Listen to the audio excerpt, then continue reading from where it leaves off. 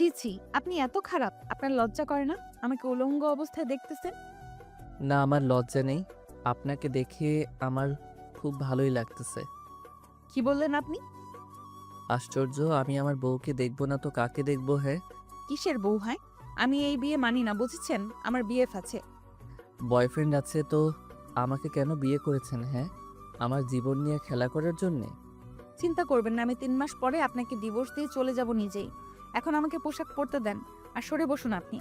আপনার সাহস দেখে তো আমি অবাক। এই যে মুখ সামলে কথা বলুন, বুঝেছেন? আমি আপনার স্বামী হই, আমি যা ইচ্ছে তাই করতে পারি। আপনাদের মতো মানুষদের জন্য কিছু কিছু মেয়ে ধর্ষিতা হয়, বুঝেছেন? এই কথাটি শুনেই হাসিব রেগে গিয়ে ওর হাত দুটি চেপে ধরে ওর উপরে উঠে আর হাসিব বলতে থাকে, এই অনেক কথা বলেছিস, আর একটি কথাও বলবি না। যদি বলিস খুব খারাপ হবে। কি করবেন আপনি? হ্যাঁ, আপনার সাথে আপনার কাছে আর কি বা আশা করা যায়? ঠিকই বলেছিস, আমি খারাপ। এখন দেখ কি করি। তখনই সাথী চিৎকার করে ওঠে। বাঁচাও, কেউ আমাকে বাঁচাও, আমাকে মেরে ফেলবে। সাথীর এমন চিৎকার শুনে সবাই চলে আসে হাসিবের রুমের সামনে আর বলতে থাকে। আসিফ, দরজা খোলো, কি হয়েছে ভিতরে? হাসিব এখন কি করবে ভেবে পাচ্ছে না। একটু মজা করতে গিয়ে সাথী যে সিরিয়াসলি নেবে আর এমন কাণ্ড ঘটাবে সত্যি ভাবতে পারছে না। কি হলো আসিফ, দরজা খোলো। আমাকে বাঁচান প্লিজ, কেউ আমাকে বাঁচান, এই লোকটি আমাকে মেরে ফেলবে। আবারও সাথী এমন চিৎকার করে যে হাসিব সাথে সাথেই ছেড়ে দেয়। আর এই ফাঁকে সাথী কাপড় পরে সোজা গিয়ে দরজা খুলে দেয় আর সবার সামনে বলে, আমাকে কেউ বাঁচাও, এই লোকটি আমাকে মেরে ফেলবে, আমার গলা চেপে ধরেছিল। আপনারা না আসলে আমি এতক্ষণে শেষ হতাম। আমাকে কেউ প্লিজ বাবার বাসায় নিয়ে চলো। সাথীর মুখে এমন কথাটি শুনে হাসিবের বাবা কষে একটি থাপ্পড় দেয়। তোকে এই শিক্ষা দিয়েছি আমি? হ্যাঁ, তুই যে আমার ছেলে এটা ভাবতেই আমার লজ্জা লাগতেছে, তোর প্রতি আমার ঘৃণা হচ্ছে। বাবা, বিশ্বাস করো, এমন কিছুই হয়নি। এই মেয়েটি। চুপ কর, আর একটা কথাও বলবি না। যদি কথা বলিস তাহলে বাসা থেকে একদম বের করে দিব। সবাই ভাবছেন কি হয়েছে, তবে শুনুন, হাসিব পড়াশোনা শেষ করেছে। এখন তার বাবা মা মেয়ে খুঁজছে বিয়ে দিবে, কারণ ছেলে যথেষ্ট পরিমাণ বড় হয়েছে। মেয়ে খুঁজতে খুঁজতে সাথীকে পছন্দ করে ফেলে সবাই, আর সাথে সাথেই দিন তারিখ ঠিক করে বিয়ের। এর কিছুদিন পরে বিয়েও হয়। তো আজ বাসরাত। বাসরাত নিয়ে প্রতিটি ছেলেই স্বপ্ন দেখে, তেমনি হাসিবও দেখেছিল। এসব চিন্তা করে করে বাসর ঘরে ঢুকেই দেখে বউ শুয়ে আছে। আর এই অবস্থায় খুব সুন্দর লাগছিল সাথীকে। নিজেকে কন্ট্রোল করতে না পেরে হাসিব বিনা অনুমতিতে সাথীর শরীরের সব পোশাক খুলে ফেলে। আর তখনই সাথীর ঘুম ভেঙে যায়। আর পরে তো সব দেখেছেনই কি হচ্ছে। আমাকে বাবার বাসায় নিয়ে যান প্লিজ কেউ। সমস্যা নাই মা, ও আর কিছুই করবে না তোমাকে। উনি নাকি একটি মেয়েকে ভালোবাসে, তাই আমাকে বউ হিসেবে মেনে নিতে পারবে না। এইসব কি বলতেছো সাথী? তুমি মিথ্যা বলে আমাকে ছোট করতে চাও তুমি? আমি কেন মিথ্যা বলবো? হ্যাঁ, আপনি নিজেই বলেছেন। একদম চুপ করো, আর একটিও মিথ্যা কথা বলবে না বলে দিলাম। তখনই সাথী বলে ওঠে, আচ্ছা ওয়াশরুমটি কোন দিকে? সাথীর কথা মতো একজন ওয়াশরুম দেখিয়ে দেয় আর সাথী ওয়াশরুমে চলে যায়। প্রায় 10 বা 15 মিনিট পরে সাথী ওয়াশরুম থেকে আসে। এসেই বলতে থাকে, আমি এই বাসায় থাকবো না। আপনার ছেলের অন্য কোথাও সম্পর্ক আছে। হাসিব, সাথী যে সব বলতেছে সব কি সত্যি? না বাবা, এসব সত্যি না। তো আমি মিথ্যা বলতেছি? হ্যাঁ, সাথীর কথাটি শেষ হতে না হতেই বাহিরে কলিং বেলের শব্দ হয়। এত রাতে আবার কে আসলো বুঝলাম না। হাসিবের মা গিয়ে দরজাটা খুলে দেয় আর দেখতে পায় যে একটি মেয়ে এসেছে। হাসিবের মা জিজ্ঞেস করে, কে তুমি? কাকে চাই? হ্যাঁ, হাসিব বাসায় আছে, আমি ওর বউ। এই মেয়ে কি বলতেছো এসব? তোমার মাথা ঠিক আছে কি? মেয়েটির কথা শুনে সবাই তো অবাক হচ্ছে। কি হচ্ছে এইসব কিছুই বুঝতেছে না কেউ। আরো বেশি অবাক হয় হাসিব। অবশ্যই আমার মাথা ঠিক আছে। কই হাসিব কই? হ্যাঁ, তখনই হাসিব সামনে এসে বলে, এই মেয়ে, আপনার সমস্যা কি? হ্যাঁ, মুখে যেটাই আসে সেটাই বলে যাইতেছো। মানে আমি মিথ্যা বলতেছি? তুমি আমাকে গোপনে বিয়ে করেছো আর এখন কি না মিথ্যা আশ্রয় নিতেছো? আর একটা কথা বললে এমন থাপ্পড় দিব না তোমাকে। প্লিজ হাসিব, আমার এমন সর্বনাশ করিও না। তোমার কাছে আমাকে আশ্রয় দাও। যখনই শুনেছি তুমি অন্য কোথাও বিয়ে করেছো আমি আর ঠিক থাকতে পারিনি, তাই তোমাকে না জানিয়েই চলে এসেছি। এবার কিন্তু বেশি হচ্ছে। আমি আপনাকে কখনো দেখি নাই আর আপনি বিয়ের কথা বলতেছেন। ঠিক তখনই সাথী বলে ওঠে, দেখেছেন আমি মিথ্যা কথা বলি নাই। আপনার ছেলের অন্য কোথাও সম্পর্ক আছে, তাই আমাকে বউ হিসেবে মেনে নিতে পারতেছে না, আর আমাকে মারার চেষ্টাও করতেছে। আর একটু এই বাড়িতে থাকবো না আমি। আমি বুঝে গিয়েছি এই সব কিছুই তোমার সাজানো নাটক, তাই না? নাটক হবে কেন? হ্যাঁ, এখন তো আপনার আসল পরিচয় বের হয়েছে। আর আপনারা কেমন সন্তান জন্ম দিয়েছেন? হ্যাঁ, আপনাদের না জানিয়ে বিয়ে করে। এদের মতো কিছু ছেলের জন্য আমাদের মতো মেয়ের সুন্দর জীবনটা নষ্ট হয়ে যায়। সাথীর কথা কেউ বিশ্বাস করবেন না। ও নিজেই নাকি অন্য একটি ছেলেকে ভালোবাসে, তাই আমাকে বলেছে 3 মাস পরে ডিভোর্স দিবে। এখন আবার আমার নামে মিথ্যা কথা বলতেছে। আর এই সাথী এই মেয়েটিকে মনে হয় সেট করেছে আমার নামে মিথ্যা কথা বলার জন্যে। তখনই মেয়েটা বলে ওঠে, আশ্চর্য! আমি মিথ্যা কথা বলবো কেন? হ্যাঁ, প্রমাণ নেবেন আমার? কি প্রমাণ আছে তোমার কাছে? হ্যাঁ, এই দেখুন, আমাদের বিয়ের কাগজপত্র। দেখি কাগজটি। এরপরে হাসিব হাতে কাগজটি নিয়ে তো অবাক, কারণ এখানে হাসিবের সাইন দেয়া আছে, কিন্তু হাসিব তো কখনো এমন কাগজে সাইন দেয়নি। কি হলো? এমন করে কি দেখতেছেন? হ্যাঁ, এটা আপনার সাইন। এরই তো আমার সাইন না। ও হতে পারে অন্য কেউ দিয়েছে হয়তো। না, অন্য কেউ দেয়নি, আপনি দিয়েছেন। আরও প্রমাণ নেবেন আপনি? আর কি প্রমাণ আছে? হ্যাঁ, আচ্ছা দাঁড়ান, যে কাজী অফিসে আমরা বিয়ে করেছি সেই কাজীকেই ফোন দিই, উনি সব কিছু বলবে। ঠিক আছে, ফোন দেন তবে। এরপরে মেয়েটি ফোন দেয় আর ফোনের লাউড স্পিকার বেড়ে দেয়। কাজীর কথা শুনে তো সবাই অবাক, কারণ কাজীও বলছে বিয়ে হয়েছে। এই মেয়ে, তুমি মিথ্যা কথা বলবে না। সত্যি করে বলো তো, তুমি কে আর কোথা থেকে এসেছো? আমি তোমার বউ, আর তোমার কাছেই এসেছি। আর যদি এখন মেনে না নাও তবে পুলিশের কাছে যেতে বাধ্য হব। এমন কথাবার্তা শুনে পুরো বাড়ির সবার মাথার উপরে মনে হচ্ছে ছাদ ভেঙে পড়ল এমন অবস্থা। আরও বেশি অবাক হয় হাসিবের বাবা মা, কারণ এতটা বিশ্বাস করার পরেও হাসিব আমাদের একটি কথাও জানায়নি। আচ্ছা, তোমার নাম কি মা? আমার নাম হলো রিফা। তোমাদের বিয়ে কতদিন হলো? 5 মাসের মাথায় পড়েছে। আচ্ছা ঠিক আছে মা, সব কিছু ঠিক হয়ে যাবে, চিন্তা করিও না। তুমি আজ থেকে এই বাড়িতেই থাকবে। কিন্তু হাসিব যে বিয়ে করেছে, এখন কি হবে? কি আর হবে, দুজনেই থাকবে। হাসিবের মা, আমাদের গেস্ট রুমের রিফাকে নিয়ে যাও, আজ থেকে ওখানেই থাকবে। ওখানে থাকবো মানে? আমি হাসিবের সাথে থাকতে চাই। আজ তো ওই রুমে থাকো, কাল দেখা যাবে কি হয়। ঠিক আছে। এরপরে হাসিবের বাবার কথা মতো রিফাকে নিয়ে যাওয়া হয় ওই রুমে। বাবা, তুমিও এসব বিশ্বাস করলে? একদম চুপ থাক। তোর মতো খারাপ জঘন্য ছেলে আমি জন্ম দিয়েছি ভাবতেই আমার লজ্জা লাগছে। কিসের অভাব ছিল তোর? হ্যাঁ, যখন যা চেয়েছিস তাই দিয়েছি, আর সেই তুই কিনা ছি ছি ছি, ভাবতেই কেমন জানি লাগতেছে আমার। সত্যি বাবা, আমি এমন কাজ করি নাই। এইসব সাথী করেছে। বাবা দেখেন, সত্যিটা এখন বের হয়েছে তো। আপনার ছেলে আমাকে দোষ দিতেছে। আমি কালকেই বাবার বাসায় চলে যাব। ঝগড়া থামাও সবাই, এখন সবার রুমে চলে যাও, এসব নিয়ে কাল কথা হবে। না, আমি আপনার ছেলের সাথে থাকবো না। একে তো আমার জীবনটা শেষ করে দিল, তার উপর আবার রাতে যদি খারাপ কিছু করে তখন? কিছু হবে না, যাও রুমে যাও। আর হাসিব, যদি একবার শুনি তুমি এমন কিছু করেছো, তাহলে কিন্তু তুমি আমার মরা মুখ দেখবে। ঠিক আছে বাবা। এরপরে সবাই রুমে রুমে চলে যায়। তো হাসিব রুমে আসতে না আসতেই সাথী বলতে থাকে, আমাকে যতটা সহজ সরল ভাবছো, আমি কিন্তু ততটা না। আমি জানি তুমি এইসব কাহিনী ঘটাইছো। আহা, ঠিকই বুঝেছেন। আপনি কেন এমন করলেন? এইসব মিথ্যা অপবাদ কেন দিলেন? আমি অন্য একজনকে ভালোবাসি, এটা ছাড়া আমার আর কোনো উপায় ছিল না। তাই বলে আমাকে সবার সামনে ছোট করলেন। কি এমন দোষ করেছি? আমি সবকিছু আগে থেকে ভেবে রেখেছিলাম, যখনই আপনি আমার উপর ঝাঁপিয়ে পড়বেন ঠিক তারপরেই এমন হবে।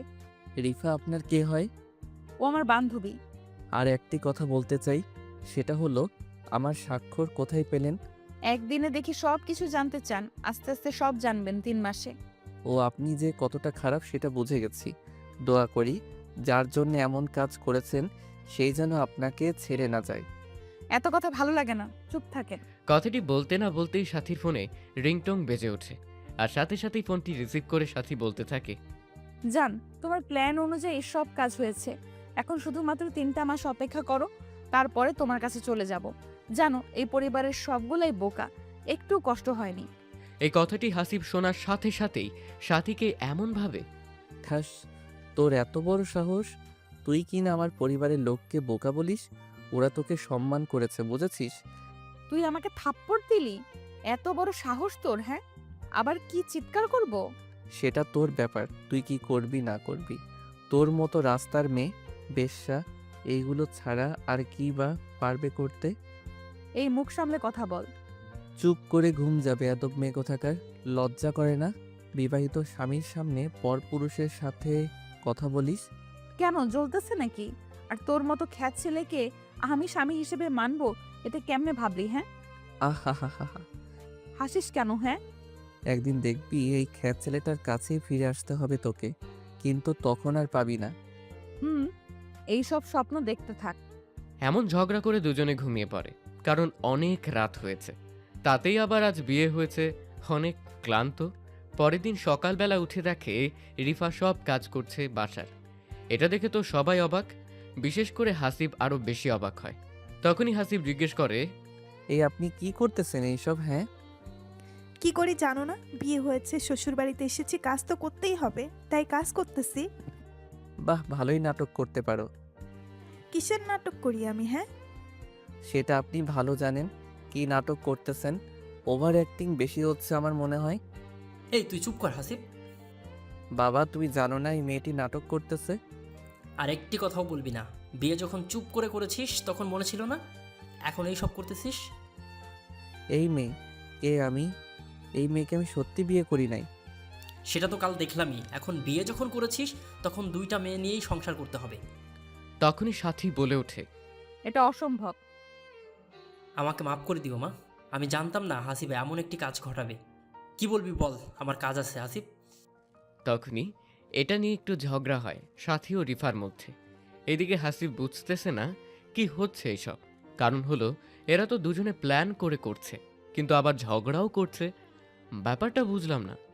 ঠিক তখনই আবারও সাথীর ফোন কল আসে, আর সাথী উপরে চলে যায়। এইভাবে সারাটা দিন ঝগড়া চলতে থাকে। বাড়িতে পরিবেশটাই নষ্ট করে ফেলতে ঝগড়া করে। তো যখন রাত হয়, হাসি প্ল্যান করেই রিফার রুমে চলে যায়। রিফা, এই রিফা, এই কে কে এত রাতে? কে আমার রুমে? কে আবার তোমার স্বামী? হাসিব আমি। তো এখানে কি করতেছ? স্বামী বউয়ের কাছে কেন আসে জানো না বুঝি তুমি? না, জানি না। স্বামী আসে আদর করতে, তেমনি আমিও এসেছি আমার বউকে আদর করতে আজ। এই, একদম আমার কাছে আসবেন না। সেটা বললে তো আর হবে না। আমি এখন তোমার সাথে শারীরিক সম্পর্ক করব। এই না প্লিজ, যদি আমার কাছে আসো তো আমি কিন্তু চিৎকার করে উঠব। চিৎকার করো, সমস্যা নেই। আমি আমার বউয়ের কাছে আসতে পারি, সবাই এটাই ভাববে। প্লিজ, আমার এত বড় ক্ষতি করবেন না। খেয়ে শোনে আর কার কথা। হাসিব সোজা রিফাকে বিছানায় শুইয়ে হাত দুটি চেপে ধরে। এখন তো শুরু, আরো অনেক কিছু হবে। আমাকে নষ্ট করিও না প্লিজ, তোমার পায়ে পড়ি আমি। তখনই হাসিব রিফার শরীর থেকে এক টানে শাড়িটা খুলে ফেলে। উফ, কি সুন্দর লাগতেছে। প্লিজ হাসিব, এমন করিও না। আমি আমার বউকে যা খুশি তাই করব, এতে কার কি? হ্যাঁ, এটা বলেই রিফার ঠোঁটের কাছে হাসিব ঠোঁট আনতেই নিজেকে ছাড়ার জন্যে অনেক চেষ্টা করতে থাকে, কিন্তু এইদিকে কোনো বাধাই হাসিবকে আজ আটকাতে পারবে না। আর কিছু না ভেবে রিফার ঠোঁটে ঠোঁট লাগিয়ে দেয়, আপন মনে কিস করতে থাকে। রিফাও ভেবে নিয়েছে হাসিবের হাত থেকে আর নিজেকে কোনোভাবেই বাঁচাতে পারবো না। কিন্তু 5 মিনিট কিস করার পরে হাসিব নিজেই রিফাকে ছেড়ে দিয়ে বলতে থাকে, এখনো সময় আছে, বল তুই কি আমার সত্যিকারের বউ নাকি সাজানো? নিজের বউ। ও ঠিক আছে। এটা বলেই হাসিব আবারও যখন ঝাঁপিয়ে পড়ে রিফার উপর, ঠিক তখনই রিফা বলে ওঠে, আপনি আমার কেউ না, প্লিজ আমাকে ছেড়ে দিন। আমি তোমার স্বামী হই গো সোনা। সত্যি কেউ না, এসব সাজানো নাটক। সব কিছু সাথী প্ল্যান করেছে, তাই তো? সব কিছুই সাথের প্ল্যান ছিল, বিয়ের আগে থেকে। সাথী যদি অন্য কোনো ছেলেকে পছন্দ করে তবে বিয়ে করলো না কেন? ওর বাবার কথা রাখতে এসব করেছে। 3 মাস হলে ও ঠিকই চলে যাবে এখান থেকে, আপনাকে মিথ্যা অপবাদ দিয়ে। এইসব কথা কালকে বলবা সবার সামনে। ঠিক আছে, বলবো। যদি না বলো তবে কিন্তু তোমার সাথে এমন কাজ করব ভেবেই পাবে না। আজ তো এটুকু করলাম। ঠিক আছে। এখানে হাসিব আর কিছু না বলে সোজা নিজের রুমে চলে যায়। তখন সাথী প্রশ্ন করে, কিরে, কই ছিলি এতক্ষণ? কোথায় আবার? রিফার রুমে গিয়েছিলাম। ওর রুমে কেন গিয়েছিলি? হ্যাঁ, বইয়ের রুমে স্বামী যাবে না তো কে যাবে? গিয়ে অনেক আদর ভালোবাসা দিয়ে আসলাম। হাসিবের মুখে এমন কথা শুনে সাথী একটু থমকে যায়। ভালোবাসা মানে? ভালোবাসা মানে শারীরিক সম্পর্ক করে আসলাম আমার অন্য বউয়ের সাথে। আচ্ছা, কাল কথা হবে, আজ আমি খুবই ক্লান্ত। সাথী আর একটি কথাও না বলে ঘুমিয়ে যায়। আর মনে মনে ভাবতে থাকে রিফার সাথে এমন কাজ করলো, আর রিফা একটু চিৎকারও করলো না। ওকে তো সব বুঝিয়ে দিয়েছি কি করলে কি করতে হবে। সেই দিন রাতটাও এইভাবেই কেটে যায়। পরের দিন সকালবেলায় হাসিব সবাইকে এক জায়গায় জড়ো করে আর বলে, কিছু কথা বলতে চাই আমি। সবাই ভাবছে কি এমন বলবে যে সবাইকে জড়ো করলো। এইদিকে সাথীর মনও ছটফট করছে, কি এমন হাসিব বলবে যে সবাইকে এক করলো। রিফা, এদিকে আসো আর সবটা খুলে বলো, কি হয়েছে আমার সাথে। রিফা সামনে এসে বলতে থাকে যে কাল রাতে হাসিব আমাকে হুমকি দিয়েছে, যদি আমি মিথ্যা না বলি তবে আমার বাবা মাকে মেরে ফেলবে। হোয়াট? এই রিফা, তুমি কি বলতেছো এইসব? আমি যা সত্যি তাই বলবো হাসিব, আমি মিথ্যা বলবো না, এতে আমার যা হয় হোক। তোমার মাথা ঠিক আছে? তুমি কি বলতেছো? আমি ঠিকই আছি, প্লিজ হাসিব, আমার বাবা মার কোনো ক্ষতি করিও না, তোমার পায়ে পড়ি আমি। তুমি কাল রাতে কি বললে আর আজ কি বলতেছো এইসব? না, তুমি এমনটা করতে পারো না রিফা, প্লিজ সত্যিটা বলে দাও। আমাকে মাফ করবে হাসিব, আমি যা সত্যি তাই বলতেছি। ঠিক তখনই হাসিবের বাবা বলতে থাকে, হাসিব এসব কি বলতেছে রিফা? তুই মিথ্যা বলার জন্য হুমকি দিয়েছিস ওকে? না বাবা, বিশ্বাস করো, আমি এমন কিছুই করি নাই। তাহলে কি রিফা মিথ্যা বলতেছে? হ্যাঁ, বাবা, রিফা মিথ্যা বলতেছে সবকিছু। প্লিজ হাসিব, আমাকে এইসব মিথ্যা অপবাদ দিও না, যদি এমন কিছু বলো তো নিজেকেই শেষ করে দিব। তুমি চুপ করো রিফা, তোমার কিছুই হবে না। প্লিজ বাবা, আমার বাবা মার যেন কোনো প্রকার ক্ষতি না হয়। হাসিব সত্যি করে বলতো তুই কি চাস? তুই যদি আগেই রিফাকে বিয়ে করিস তাহলে আমাদের জানাইলি না কেন? মেয়েটার জীবন নিয়ে এমন করলি কেন? বাবা, তুমি আমার কথা বুঝতেই চাইতেছো না কেন? আমি রিফাকে চিনি না। এই একদম চুপ কর, আমার সামনে আর একটা মিথ্যা কথাও বলবি না। যদি নাই বিয়ে করিস তো কাল রাতে ওর রুমে গিয়েছিলি কেন তুই? আমি গিয়েছিলাম শুধুমাত্র এটাই বলতে যে তুমি কে আর কি চাও। না হাসিব, তুমি এটা বলো নাই, তুমি আমার সাথে 3-4 ঘন্টা থেকেছ, আমাকে অনেক কিছু করেছো, আর বলেছো আমি যেন বলি আমি তোমার বউ না, সব কিছু আমি সাজাইছি, আর এইসব না বললে আমার বাবা মাকে মেরে ফেলবে। তোর মতো ছেলে আমি জন্ম দিয়েছি ভাবতেই লজ্জা লাগছে, সি সি সি। ঠিক তখনই সাথী বলে ওঠে, বাবা, আমি কিছু বলতে চাই। বলো কি বলবা? রিফা যা বলতেছে সব সত্যি কথা। তুমি সেটা কেমনে জানলে? বাবা, হয়েছে কি, রিফা যখন বলল যে 3-4 ঘন্টা থেকে ওর সাথে, তখনই আমি কনফার্ম হলাম যে হাসিব তো কাল রাতে আমাকে বলেছিল যে সাথী তুমি থাকো, আমি একটু বাইরে যাব, কিন্তু এটা জানতাম না যে রিফার রুমে গিয়েছিল। আর কত প্রমাণ নেবি হাসিব? হ্যাঁ, আমাকে আর সবার সামনে এইভাবে ছোট করবি না প্লিজ। বাবা, শুধুমাত্র এইটুকুই জেনে রাখো, আমি বড় চক্রে ফেসে গেছি। চুপ কর, আর একটা কথাও বলিস না তুই। তখনই রিফা বলে, বাবা, আমি এখানে আর একটুও থাকবো না, আমি আমার বাবা মার কাছে যাব, যদি হাসিব কোনো ক্ষতি করে তখন। না, তুমি কোথাও যাবে না, এখানেই থাকবে। তোমাকে যেহেতু বিয়ে করেছে সো তুমি এইখানেই থাকবে। না, আমি এত কষ্ট করে থাকবো না বাবা, আমার স্বামী অন্য একটি মেয়ের সাথে রুমে থাকবে, খাবে, ঘুরতে যাবে, এটা আমি সহ্য করতে পারবো না। তবে তুমি কি করতে চাও? আমার জীবনটা তো নষ্ট করেছি, আমি আর চাই না অন্য একজনের জীবনও নষ্ট হোক। তবে কি করবে? হয় আমাকে ডিভোর্স দিক, না হয় অন্যজনকে ডিভোর্স দিক। এটা কখনোই সম্ভব না, তোমরা দুজনেই থাকবে, ও দুজনকেই দেখাশোনা করবে। না, এটা হয় না। এত কথা বলতে পারবো না, দুজনেই থাকো। আমি এখন একটু কাজে যাব, পরে কথা হবে। তখনই সাথী বলে, বাবা, আজ তো আমাদের বাসায় যেতে হবে। ও হ্যাঁ, আমার তো মনেই ছিল না। আচ্ছা, দুপুরে যেও, আমি একটু কাজ করে আসি। ঠিক আছে বাবা। এরপরে সবাই সবার রুমে চলে যায়। এদিকে হাসিব বুঝতেছে না কি হচ্ছে এর সাথে। সবাই দেখি গেম খেলতেছে, একদিকে সাথী, অন্যদিকে রিফা, আরেকদিকে বাবা। ও কোনো প্রকার কথা বিশ্বাস করতেছে না। আচ্ছা, রিফা এমন করলো কিভাবে? ও তো কাল রাতে বলল সব সত্যি বলবে, কিন্তু আজ এমন পাল্টি খেলো কেমনে? এসব ভেবে ভেবে হাসিব রুমে আসতেই এখনো এত বড় খেলোয়াড় হও নাই মিস্টার হাসিব। তোমরা যেটা করতেছো একদমই ঠিক করতেছো না। এর জন্য খুব বড় মাসুল দিতে হবে তোমাদের। এই সাথী এত ছোট খেলোয়াড় না, বুঝেছেন? আমি যেমন করেই হোক আমার ভালোবাসার মানুষের কাছে যাবই। যার জন্য এত কিছু করতেছো সেই যেন তোমাকে না ঠকায়। সেটা তোকে বলতে হবে না, ওর প্রতি আমার বিশ্বাস আছে, বুঝেছিস? একটা কথা বলি, উত্তর দিবা? কি কথা?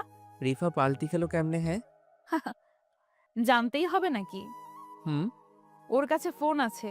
তুই যখন কাল ওইসব বললি তখনই সন্দেহ হয়েছিল আমার, তাই মেসেজে সব কিছু বলে দিয়েছি কি কি করতে হবে। ও আচ্ছা, একদিন অনেক কাঁদবে আমার জন্য, মনে রাখিও। কাঁদবো সেটা আবার তোর জন্য আমি? তুই আমার কে, হ্যাঁ, যে তোর জন্য কাঁদবো আমি? সময় বলে দিবে। নিজেকে কখনো আয়নায় দেখেছিস? হ্যাঁ দেখেছি। ভেবে দেখ তুই কোথায় আর আমি কোথায়। তোর মতো খ্যাত ছেলের সাথে কি আমার যায়? আর শোন, তোকে কালকে দেখাবো আমি যাকে ভালোবাসি সে দেখতে কেমন সুদর্শন। সৌন্দর্যতেই সবকিছু থাকে না। তো এইভাবেই হাসিব ও সাথীর মধ্যে অনেক তর্ক বিতর্ক হয়। এর মধ্যে আবার হাসিবের বাবা কাজ সেরে বাসায় আসে দুপুরে। হাসিব, বৌমা কোথায় তোমরা? হাসিব সাথী বাবার ডাক শুনে রুম থেকে বের হয়ে আসে। বাবা বলো। বিয়ের পরের দিন তো দুজনেই শ্বশুরবাড়িতে যেতে হয়। তো তো মানে তুই সাথীকে নিয়ে ওর বাবার বাড়িতে যাবি আর 2 দিন থেকে আসবি। অসম্ভব, আমি যাব না ওদের বাসায়।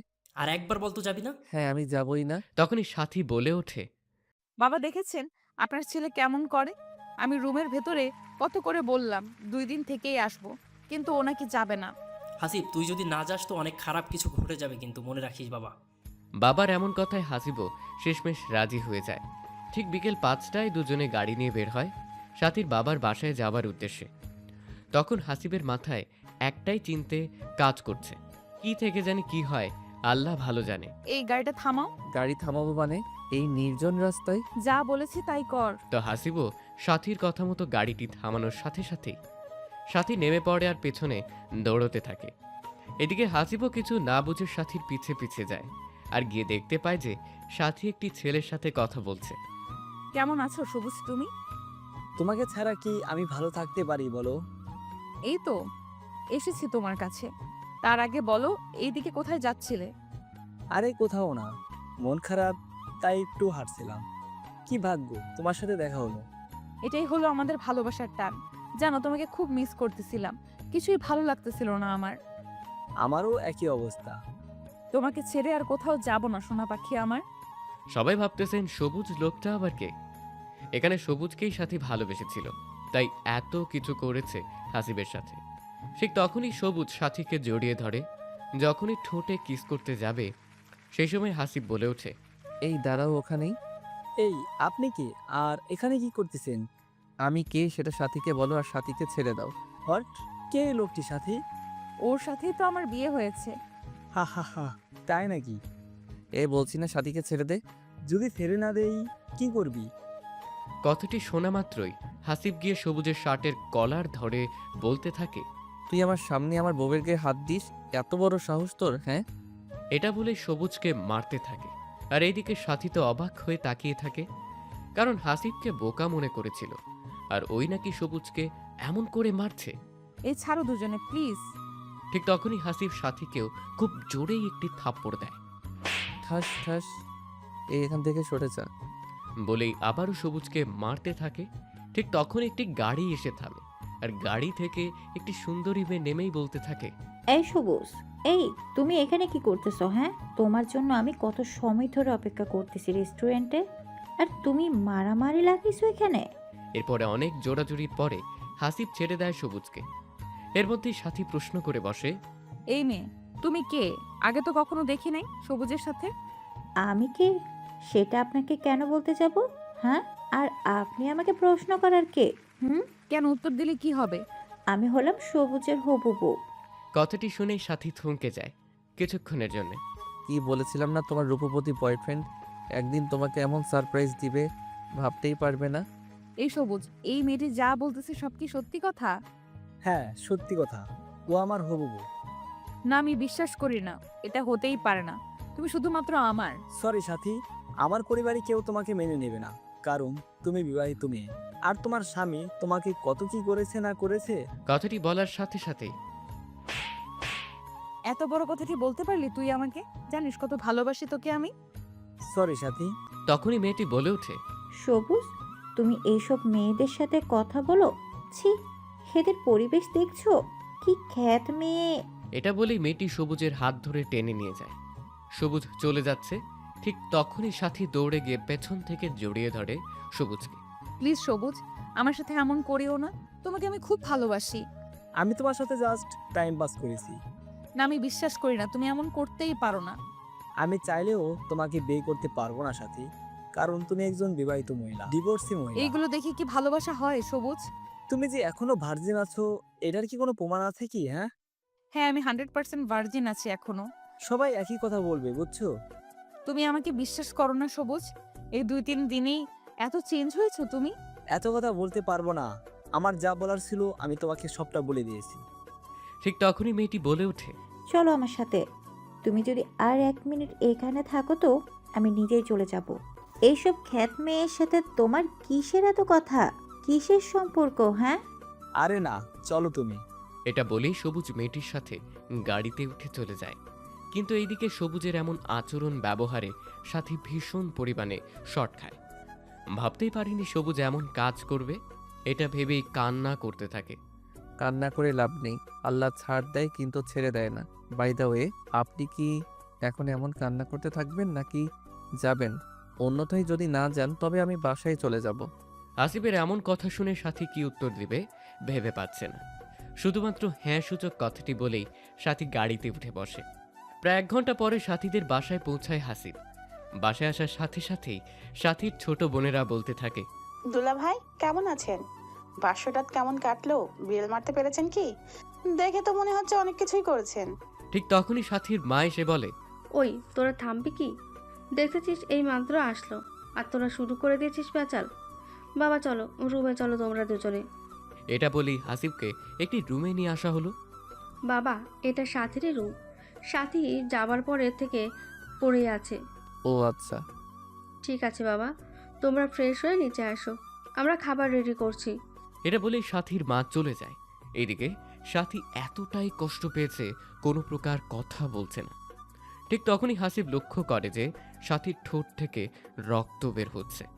সরি সাথী, আসলে হয়েছে কি, আমার বউকে কেউ আমার সামনে এমন করবে আর আমি দাঁড়িয়ে থেকে দেখব, এটা কখনোই হয় না। তাই তোমাকে থাপ্পড় দিয়েছি। সমস্যা নেই, আপনি ফ্রেশ হয়ে নেন। ওয়াশরুমটা কোন দিকে? কথাটি বলার সাথে সাথেই সাথী ওয়াশরুমের দিকে নিয়ে যায়। প্রায় আধা ঘন্টা পরে হাসিব আর সাথী যখন একসাথে রুম থেকে বের হয়ে আসছিল, ঠিক তখনই সাথীর মা বাবা দূর থেকে দেখে বলে ওঠে, দেখছো সাথীর মা, কত সুন্দর লাগতেছে দুজনকে, মনে হচ্ছে রাজা রানী আসতেছে। ঠিকই বলেছো, খুব সুন্দর লাগছে আমার মেয়ে জামাইকে। আল্লাহ যেন ওদের সারা জীবন সুখে রাখে। এরই মধ্যে আবার দুষ্টু শালিগুলো চলে আসে। দুলা ভাই কি বলবো, তোমারে ওয়াও লাগতেছে। উফ, আপুর জামাই না হয় যদি আমার জামাই হতে। ঠিক তখনই সাথী বলে ওঠে, এই কি হচ্ছে এসব? হ্যাঁ, আমরা আমাদের দুলা ভাইয়ের সাথে মজা করতেছি, কেন তোমার চলতেছে বুঝি? সাথী কি উত্তর দিবে কিছু ভেবে পাচ্ছে না। দুলা ভাই গো, তোমার কোনো ছোট ভাই নাই? না, নেই। উফ, থাকলে আমার জামাই বানাইতাম। তোমরা তো দেখতেছি খুব ফাজিল। চলো সবাই খাওয়া দাওয়া করব। এরপরে সবাই মিলে খাওয়া দাওয়া করতে বসে, কিন্তু সাথীর বোন এখনো খারাপ হয়েই আছে। খারাপ হবারই কথা, কারণ এত ভালোবাসার পরেও যদি প্রিয় মানুষটি নিজের না হয়, কষ্ট তো হবেই। খাওয়া দাওয়া শেষ করে সাথীর বোনদের সাথে একটু হাসিব আড্ডা দেয়। রাত যখন 10টা বাজে তখন হাসিব বলে ওঠে, আচ্ছা, আজ ঘুমাতে যাই, কি বলো তোমরা? বারে এত তাড়াতাড়ি ঘুম নাকি? আপুকে গিয়ে আদর করবেন? আরে আজ জার্নি করে এসেছি, শরীরটা একটু ক্লান্ত আমার। সরি, বারে এত তাড়াতাড়ি ঘুম নাকি আপুকে গিয়ে আদর করবেন? দুলা ভাই, আমরাও বুঝি, আমরা ছোট বাচ্চা না, বুঝেছেন? এরপরে হাসিব রুমে এসে দেখে যে সাথী ঘুমিয়ে গিয়েছে। তো হাসিব আর সাথীকে না জাগিয়ে সোফায় ঘুমিয়ে পড়ে। সবাই ভাবছেন সোফায় কেন ঘুমোলো। আসলে হয়েছে কি, সাথী নিজের সাথে ঘুমোতে দেয় না হাসিবকে। যদি কিছু করে বসে তখন। রাত যখন 1টা বাজে হাসিব জাগ না পায় আর ঘুম না আসার কারণে সাথীদের ছাদে একটু ঘুরতে যায়। কিন্তু ছাদেকেই দেখতে পায় যে কে জানি একজন আগে থেকেই বসে আছে। তো হাসিব একটু গলা হাসুর দেয়। কে আপনি? এত রাতে ছাদে আসছেন? কথাটি বলার সাথে সাথে একটি মেয়ে উত্তর দেয়, আরে দুলা ভাই, আপনি এত রাতে এখানে? ব্যাপার কি? আপু মনে হয় আদর করতে দেয়নি? আরে না, আমার ঘুম আসতেছিল না, তাই আমি একটু ছাদে আসলাম। তা তোমার নাম কি? আমার নাম হলো হিয়ামণি। বাহ, অনেক সুন্দর নাম। থাক, পাম দিয়ে না দুলা ভাই। আচ্ছা, একটি কথা বলি, সত্যি করে উত্তর দিবেন তো? হুম, বলো কি কথা আছে বলার। মাইন্ড করিয়েন না। আচ্ছা, আপনার সাথে কি সাথী আপুর সত্যি কিছু হয়েছে? বলতে, কথাটি শুনেই হাসিব চমকে ওঠে। হঠাৎ এই প্রশ্ন কেন? হ্যাঁ বা না বলেন শুধু। না, হয়নি। আমি এটাই অনুভব করেছিলাম। আমি জানি আপু আপনাকে ওর কাছে আসতেই দিবে না। কেন দিবে না আসতে? ও একটি ছেলেকে খুবই ভালোবাসতো, কিন্তু হঠাৎ করে কি জানি হলো, তাই তোমার সাথে বিয়ে হয়ে গেল। জানি ওর সম্পর্কে সব কিছু। আপনি এখন কি করবেন? কি আর করব, ডিভোর্স দিব আমি। প্লিজ এমন কিছু করিয়েন না দুলা ভাই, দেখবেন সব ঠিক হবে। এত কথা বুঝি না। এটা বলে যখনই হাসিব ছাদ থেকে নিচে যেতে ধরে, ঠিক তখনই হিয়া হাতটি টেনে ধরে। প্লিজ দুলা ভাই, হাত ছাড়ো, কেউ দেখে ফেলবে। আপনি যতক্ষণ না বলবেন আমি আপনার হাত ছাড়বো না। আমি তো বললাম ডিভোর্স দিব, এমন মেয়ে নিয়ে সংসার করা যায় না, এখন হাত ছাড়ো। না, ছাড়বো না। এটা বলে হিয়া হাসিবের সাথে জোড়াজুড়ি করছে। ঠিক এই সময় একজন ছাদে আসে, আর এসেই তোর এত বড় সাহস আমার বোনের হাত ধরিস, তাও আবার এত রাতে? আরে না, আমি তো। হাসিবের কথাটি শেষ হতে না হতেই সাথী আবার বলতে থাকে। আমার ভাবতেই লজ্জা লাগতেছে, তোর মন মানসিকতা এত নিচে। আরে এমন করে বলতেছো কেন? আমার কথাটি আগে শোনো, তারপরে বলিও। কি শুনবো তোর কথা? আমি নিজের চোখেই দেখেছি, এটা মিথ্যা। ঠিক তখনই হিয়া বলে ওঠে। আপু, তুমি এবার থামবা। অনেক অপমান করলে দুলা ভাইকে। আমার ঘুম আসছিল না, তাই আমি সাথে আসি। এর ঠিক 10 মিনিট পরে দুলা ভাইও চলে আসে সাথে, কারণ দুলা ভাইয়ের নাকি ঘুম আসছিল না। আমাকে দেখে দুলা ভাই যেতে চেয়েছিল, কিন্তু আমি যাইতে দেইনি। আমি বলেছি একটু কথা বলি ভাইয়া, তাই ভাইয়াও আর না করতে পারেনি। বুঝলাম, কিন্তু হাত ধরে আছিস কেন ওর তুই? কেন, হাত ধরলে তোর কোনো সমস্যা আছে? অবশ্যই সমস্যা আছে। ও আমার স্বামী, তোর দুলা ভাই। হাসতেছিস কেন? আমি কি হাসার কোনো কথা বলেছি তোকে? স্বামী যে বললে, তাকে কি তার অধিকারটা দিয়েছো? কি বলতে চাস তুই? হ্যাঁ, কেন, আমি কি ইংলিশে কথা বলতেছি যে বুঝো না? তুমি বললে তোমার স্বামী, তাহলে আজ পর্যন্ত কি টাচ করতে দিয়েছো তাকে? সেটা তোকে বলতে যাব কেন? হ্যাঁ, তুই ছোট, সবসময় ছোটদের মতো থাকবি। তোমাকে 3 মাস পরে দুলাভাই নিজেই ডিভোর্স দেবে, তুমি দেওয়ার আগে। তাই দুলাভাইয়ের হাত ধরে বলেছিলাম আমার আপুর জীবনটা নষ্ট করিও না। এই কথাটি শুনে সাথী যেন কিছুক্ষণের জন্য থমকে যায়। তোকে কে বলেছে আমাকে ডিভোর্স দিবে? কে আবার বলবে? দুলাভাই বলেছে। ভালোই তবে হলো, ওর কাছ থেকে মুক্তি পেলেই আমি খুশি। হাসিব এই কথাগুলো শুনে আর কিছু না বলে সোজা রুমে এসে ঘুমিয়ে পড়ে। তো এইভাবেই 2-3 দিন কেটে গেল। সাথীদের বাসা থেকে আজ চলে আসবে সাথী আর হাসিবের বাসায়। বাবা, আমার মেয়েটি খুব রাগী, তুমি ওর কথায় কিছু মনে করো না প্লিজ। ঠিক আছে মা, সমস্যা নেই। সাথে শোন মা, জামাইকে কখনো কষ্ট দিস না। যদি কষ্ট দিস জীবনে সুখী হতে পারবি না। সাথী শুধুমাত্র মাথা নাড়িয়ে হ্যাঁ সূচক জানায়। তারপর বিদায় নিয়ে দুজনে বাসায় চলে আসে। বাসায় আসতে না আসতেই রিফা চলে আসে হাসিবের কাছে। দাও, এই ব্যাগগুলো আমি ভেতরে নিয়ে যাচ্ছি। আপনি সরুন, আমি নিজেই পারবো নিতে। এমন করতে নেই, দেন বলছি না। এটা বলে রিফা জোর করেই ব্যাগগুলো নিচে নিয়ে রুমে চলে আসে। তো রিফা যখন ব্যাগগুলো নিয়ে নেয়, তখন হাসিব একটু ওয়াশরুমে চলে যায়। রিফা ব্যাগগুলো হাসিবের রুমে নিয়ে আসতেই সাথী বলে ওঠে। রিফা শোন। বল, কি বলবি? তার আগে তুই বল, সবুজ ভাইয়ের সাথে কি তোর দেখা হয়েছিল? এইসব পরে শুনিস। আচ্ছা বল, তবে কি বলতে চাইলি? তোর কাজ এখন এখানে শেষ, তুই কালকে চলে যাস। মানে কি বলতেছিস এইসব? যা বলেছি তাই কর, তোর কাজ শেষ, এখন চলে যা। বাকি কাজ আমি নিজেই করতে পারবো। না, আমি যাব না। যাবি না মানে কি বলতে চাস তুই? আমি এই 5-6 দিনে এই বাসায় মানুষগুলোর মায়ায় পড়ে গেছি, আমি যেতে পারবো না। হোয়াট? তোর মাথা ঠিক আছে? কি বলতেছিস? আমার মাথা ঠিক আছে সম্পূর্ণ। তোকে আমি এখানে থাকার জন্য কি এনেছি? হ্যাঁ, তোর সমস্যা কি বুঝলাম না। তুই তো 3 মাস পরে ডিভোর্স দিবি, তো এত কথা পেঁচাইতেছিস কেন? সেটা তুই বুঝবি না।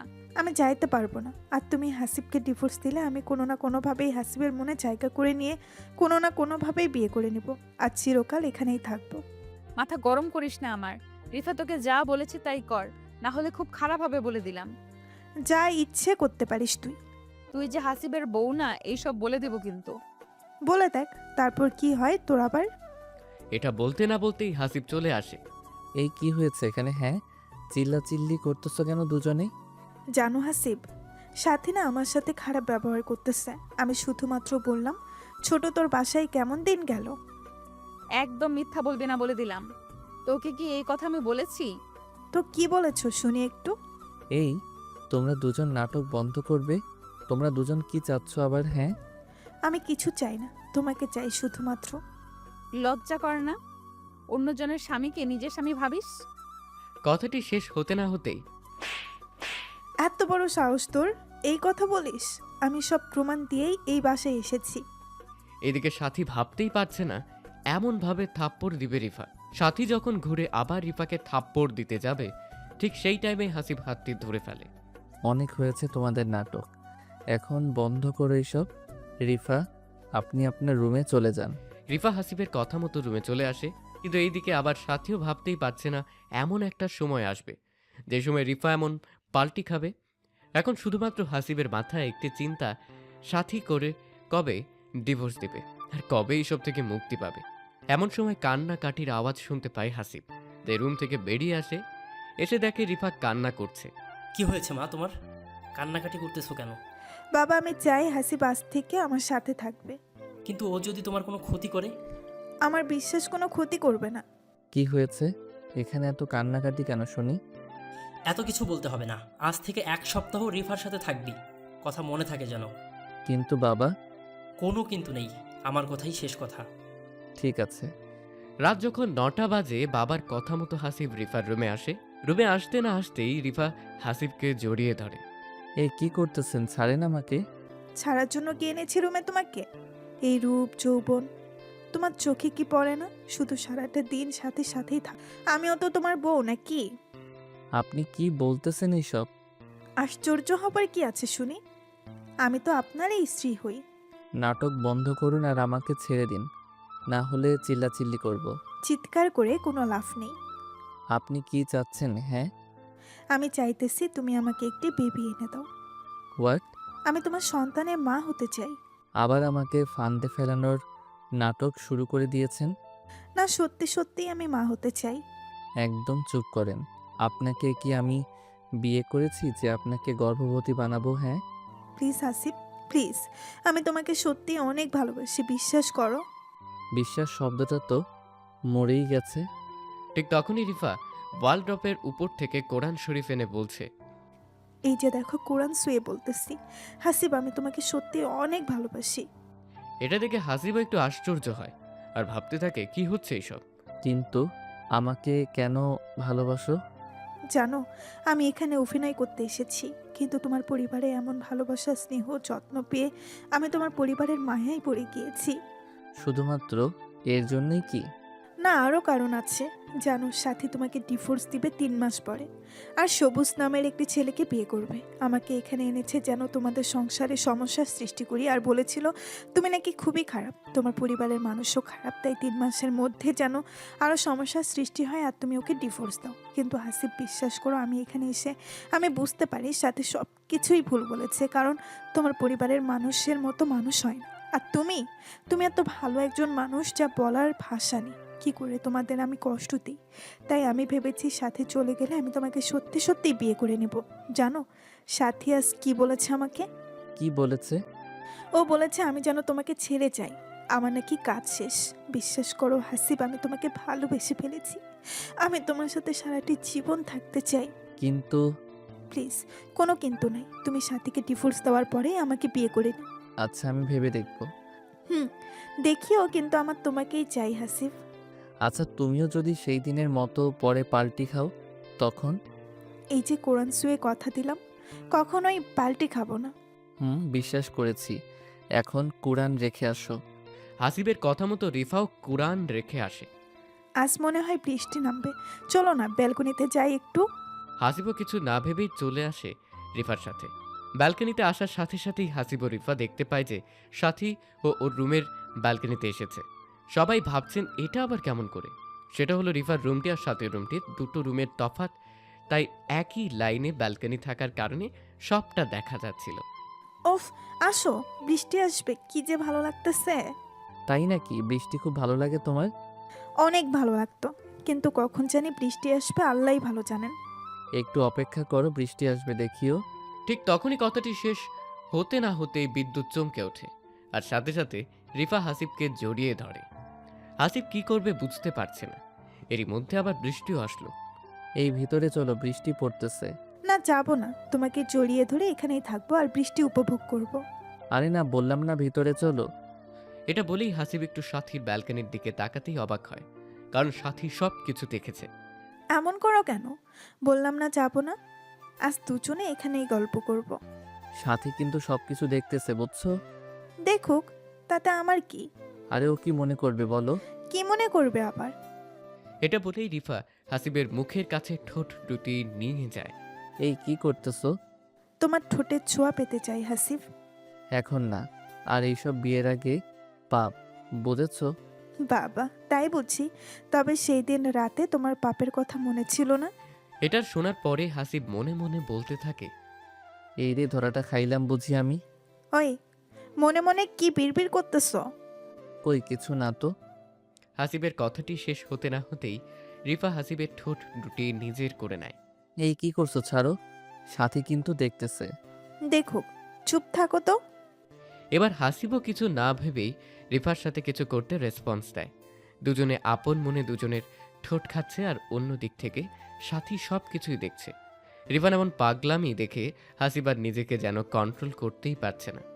ঠোঁটে 2 মিনিট কিস করতে না করতেই হাসিব আলতো করে রিফার ঘাড়ের চুলগুলো সরিয়ে ঘাড়ে চুমু দিতেই রিফা যেন কেঁপে উঠল। এত রোমান্টিক তুমি মিস্টার হাসিব? না গো, আমি রোমান্টিক না। হয়েছে, এখন ছাড়ো। বললেই হলো, আরও তো অনেক কিছুই বাকি আছে। কিন্তু রিফা একটু নিজেকে ছাড়ানোর চেষ্টা করলেই হাসিব আরও জোর করে। রিফার হাত দুটি দেয়ালে চেপে ধরে গলায় ঘাড়ে আপন মনে চুমু দিতে থাকে। অন্যদিকে রিফা যেন এমন ছোঁয়ায় পাগল হয়ে যাওয়ার মতো অবস্থা। কিন্তু সাথী যে এই সব কিছু দেখছে, এদের এই চিন্তাটা মাথায় নেই। ওই, আমাকে প্লিজ কখনো ছেড়ে যেও না। যাবো না, এখন আদর করতে দাও তো। এই, কোথায় নিয়ে যাও? দেখো কি করি তোমাকে। এটা বলে রিফাকে খাটের উপরে রাখে। এই জানো, তোমাকে শাড়িতে অনেক সুন্দর আর হট লাগতেছে। ওই, কি বলো এইসব? সত্যি বলতেছি, সেই সুন্দর লাগতেছে। এসব সৌন্দর্য তোমার জন্য পাগল। তাই বুঝি? ঠিক আছে, আমি এখন আমার জিনিসগুলা ভোগ করব। এটা বলেই রিফার শাড়িটা এক টানেই খুলে ফেলে, আর নাভির উপরে আলতো করে একটি সুখের পরশ এঁকে দেয় ঠোঁট দিয়ে। রিফার নাভির উপরে হাসিবের ঠোঁটের এমন ছোঁয়া পাওয়ার সাথে সাথেই পুরা শরীরের লোম দাঁড়িয়ে যায়। হাজারো চেষ্টা করেও যেন হাসিবের কাছ থেকে আর নিজেকে ছাড়াতে পারছে না। এই রোমান্টিক মুহূর্তের সময় কে জানি হেসে দরজায় নাড়া দিচ্ছে। কে দরজায় নাড়া দিচ্ছেন? আমি সাথী, দরজাটা খুলে দাও তো। এমন মুহূর্তে এসে কেউ সমস্যা সৃষ্টি করবে ভাবতেই পারছে না হাসিব। কি বলার আছে ওখান থেকেই বলুন। বললাম না দরজা খুলো। কি বলার আছে কাল বলিয়েন, এখন ডিস্টার্ব করিয়ে নাও প্লিজ। দরজা না খুললে কিন্তু আমি ছাদ থেকে ঝাঁপ দিয়ে আত্মহত্যা করব। সাথীর মুখে এমন কথা শুনে হাসিব দেরি না করে দরজাটি এসে খুলে দেয়। জি বলুন, কি বলবেন? আমার রুমে চলো। আশ্চর্য, আমি আপনার রুমে যাব কেন? কারণ আমি আপনার বউ, আপনি আমার সাথে থাকবেন। হা হা হা, আপনি আমার বউ? হ্যাঁ, আমি আপনার বিয়ে করা বউ, আর আপনি একজন অপরিচিত মেয়ের সাথে এমন কাজ করতেছেন, লজ্জা করো না? আশ্চর্য, লজ্জা করবে কেন? সেও তো আমার বিয়ে করা একজন বউ। বিয়ে করা বউ মানে? হ্যাঁ, ও আমার বিয়ে করা বউ, আমার যা ইচ্ছে করতে পারবো। নাটক বন্ধ করুন। আমি এনেছি রিফাকে এই বাসাতে। এনেছেন, ভালো করেছেন। আপনাকে ডিভোর্স দিয়েই রিফাকে নতুন করে বিয়ে করব। এটা কখনো সম্ভব না, আমি আপনাকে ছাড়বো না। দেখা যাবে কি হয়। রিফা শোন, তুই যদি আমার জামাইয়ের সাথে খারাপ কিছু করার চেষ্টা করিস, খুব খারাপ হবে, তোকে কিন্তু শেষ করে দেব। হাসিব শুধুমাত্র আমার, বুঝেছিস? হাসিব আমাকে ভালোবাসে, তোকে না। ফকিন্নির বাচ্চা, তোকে এখানে আনাটাই ভুল করেছি। ঠাস, একদম চুপ কর। অনেক কথা বলেছিস আমার বউকে। কেন এখন তোর সবুজের কি হলো? যা সবুজের কাছে যা, আর এক মুহূর্ত এখানে থাকবি না। আজিবের এমন থাপ্পড় দেখে রিফা অবাক। সত্যি ভাবতে পারছে না হাসিব সাথীকে থাপ্পড় দেবে। তো সাথী আর কিছু না বলে রুমে চলে আসে। এদিকে হাসিবেরও মনটা খারাপ হয়ে যায়। এইভাবেই সেই রাতটি কেটে যায়। পরের দিন ঠিক দুপুর 2টোয় রিফার ফোনে একটি অপরিচিত নাম্বার থেকে ফোন আসে। আসসালামু আলাইকুম, কে বলতেছেন? সালাম পরে দিস। যদি তুই তোর বাবা মাকে বাঁচাতে চাস 2 লক্ষ টাকা নিয়ে আসবি এই ঠিকানায়। রিফা কথাটি শুনেই মাথা ঘুরে পড়ে যায়। ঠিক যখন 10 মিনিট পরে জ্ঞান ফেরে আসে, তখন সাথে সাথেই রিফা হাসির কাছে চলে আসে। আরে রিফা, তুমি এমন হাঁপাচ্ছ কেন? কি হয়েছে? আমার বাবা আর মাকে কে জানে কিডন্যাপ করেছে। কি বলো এইসব? কখন হলো? জানি না, এখন বলতেছে 2 লক্ষ টাকা লাগবে। কি বলো? এত টাকা এখন কোথায় পাবো আমরা? প্লিজ আসিফ, আমার বাবা মাকে বাঁচাও তুমি। আচ্ছা, দেখি কি করা যায়। খুব ফাস্ট দেখো। আচ্ছা রিফা, একটি কথা বলি। বলো, কি কথা বলবা? এই সব কিছুর পিছনে আবার সাথীর হাত নেই তো? আমার তো মন বলতেছে এই সব কিছু সাথী করেছে। কিন্তু ও এমন কাজ করবে কেন? হ্যাঁ, কাল রাতে শুনলে না তুমি কি কি বলল? আচ্ছা ওয়েট, আমি ডাকতেছি সাথীকে। এরপরে হাসিব এসে সাথীকে ডাক দিয়ে নিয়ে আসে। সাথী, আমি যা প্রশ্ন করব সবগুলার সঠিক উত্তর দিবা। কি এমন প্রশ্ন শুনি আগে? আমি জানি তুমি রিফার বাবা মাকে কিডন্যাপ করেছো। আমি কিডন্যাপ করব কেন? সেটা আমি কি জানি? তুমি ভালো জানো। প্লিজ সাথী, আমার বাবা মার কোনো ক্ষতি করিস না। ওরা ছাড়া আমার কেউ নেই এই পৃথিবীতে। তো এইসব আমি শুনে কি করব? বললাম তো আমি জানি না এইসব সম্পর্কে। মিথ্যা কথা আমি পছন্দ করি না। একে তো কিডন্যাপ করাইছো, আবার 2 লক্ষ টাকাও চাইতেছো। কোনো প্রকার প্রমাণ কি আছে তোমার কাছে যে আমি এসব কিছু করেছি? তুই যে কেমন সেটা আমার থেকে কেউ ভালো জানে না। আমি জানি তুই এই কাজ করেছিস। একদম চুপ কর, মিথ্যা কথা বলবি না। আমার তো মনে হয় তোরা দুইজনে এই সব প্ল্যান করে আমাকে বাসা থেকে বের করে দেওয়ার প্ল্যান করতেছিস। ঠিক এমন সময় হাসিবের বাবা চলে আসে। কি হয়েছে এখানে? এভাবে চিল্লাচিল্লি কেন? তেমন কিছু না বাবা। তখনই সাথী বলে ওঠে, বাবা, হয়েছে কি, রিফা এবং আপনার ছেলে দুজনে মিলে প্ল্যান করেছে আমাকে কিভাবে বের করে দেওয়া যায় বাসা থেকে। কি বলতেছো? কিছুই তো বুঝতেছি না আমি। রিফার নাকি বাবা মা কিডন্যাপ হয়েছে, আর সেই কিডন্যাপ নাকি আমি করেছি। এই সব অভিযোগ আমার উপরে তুলতেছে। দোষারোপ করতেছি না। আমার বাবা মার কি হবে এখন যদি মেরে ফেলে আমার বাবা মাকে? কিছুই হবে না, চলো আমরা পুলিশের কাছে যাই। ওরা এটাও বলেছে যদি পুলিশের কাছে যাই তো আমার বাবা মাকে সাথে সাথেই মেরে ফেলবে। আচ্ছা বাদ দাও, চলো আমরা সবাই মিলে খুঁজে দেখি একটু, নাকি বলো? আমি একটু তোমার সাথে একটা কথা বলতে চাই হাসিব। যা বলার এখানেই বলো, কি হয়েছে? বললাম তো একান্তই কথা বলতে চাই। ঠিক আছে। এটা বলেই হাসিব রুমে আসে। পিছু পিছু সাথীও চলে আসে। বলো, কি বলবে এখন? জানি না কথাটি বিশ্বাস করবে কিনা। কি কথা? কথাটি হলো যে তুমি যে রিফার সাথে এমন ভাবে চলতেছো, তুমি কি ওর অতীত সম্পর্কে জানো? না, কেন? ওর অতীতে আবার কি হয়েছিল? ও কিন্তু একজন মাফিয়ার মেয়ে। বলা যায় ও নিজে একজন মাফিয়া। ওর বাবা মা কেমনে কিডন্যাপ হয়? এই একদম মিথ্যা বানোয়াট কথা বলবে না। বিশ্বাস করো, আমি সত্যি বলতেছি। তো তোমার সাথে এই মাফিয়ার পরিচয় কেমনে হলো? আসলে আমি যেই কলেজে পড়তাম রিফাও সেই কলেজেই পড়তো, কিন্তু রিফা ছিল খারাপ স্টুডেন্ট, তাই আমাদের সাথে বন্ধুত্ব করে। আমরাও না বলি নাই, কারণ সবাই আমরা মানুষ, একে অপরের সাহায্য করব, এটাই স্বাভাবিক। তা ঠিক বলেছো। তারপরে হলো কি, আমার সাথে ও সব সময় থাকতো।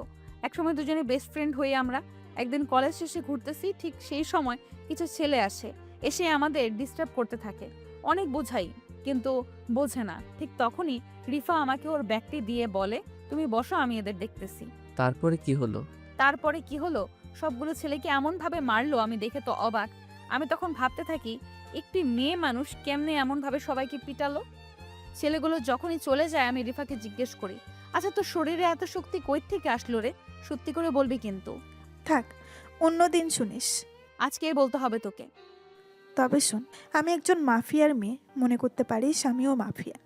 আমাদের কাজ হলো মানুষকে কিডন্যাপ করা আর পরে মুক্তিপণ চাওয়া। কথাটি শুনে জানো আমি চমকে উঠি আর ভয় পাই। তোর ভয় পাওয়ার কোনো কারণ নেই, তোর কোনো প্রকার ক্ষতি করব না আমি। সত্যি তো নাকি পরে আমাকেও কিডন্যাপ করবি? এই জন্য তোকে বলতে চাইনি, তুই আমার বেস্ট ফ্রেন্ড। আমি কি এসব করতে পারি রে? হ্যাঁ, আমার উপর বিশ্বাস রাখতে পারিস কিন্তু তুই। তবুও ভয় লাগতেছে আমার রিফা, বিশ্বাস কর। তুই যেভাবে ছেলেগুলোর পিটাইলি একজন ছেলেও এমনভাবে পিটাইতে পারবে না। তারপরে কি হলো? এরপরে আমিও একটু ভয় পেতাম, কিন্তু যখন দেখেছি আমার কোনো ক্ষতি করে না তখন আর ভয় পাই নাই। জানো, ওর সাহস দেখেই আমি তোমাদের বাসায় এনেছি। অনেক সুন্দর নাটক সাজাইতে পারো, কিন্তু তুমি বন্ধ করো তোমার এই বানোয়াট নাটক। একটি মেয়ে হয়ে অন্য আরেকটি মেয়ের নামে এমন বাজে কথা বলো, লজ্জাও করে না তোমার? হাসিব, বিশ্বাস করো আমি মিথ্যা বলতেছি না, সবকিছুই সত্যি। বিশ্বাস সেটা আবার তোমাকে? কখনোই না, বুঝছো? কি করলে বিশ্বাস করবে? কোনো কিছুই করা লাগবে না। কেন আমি রিফার সাথে মিশতেছি এটা তোমার সহ্য হচ্ছে না, তাই ওর নামে মিথ্যা অপবাদ দিতেছো। তুমি একজন ছলনাময়ী নারী, বুঝছো? এটা বলেই হাসিব বাহিরে এসে দেখে যে রিফা নেই। বাবা, রিফা কই? রিফা তো নেই, চলে গেল ওর বাবা মাকে খুঁজতে। একাই চলে গেল? আরও কোথায় খুঁজবে ওর বাবা মাকে? আমি জানি না, শোন, মনে হয় বেশি দূর যেতে পারে নাই, তুই যা রিফাকে খুঁজতে যা।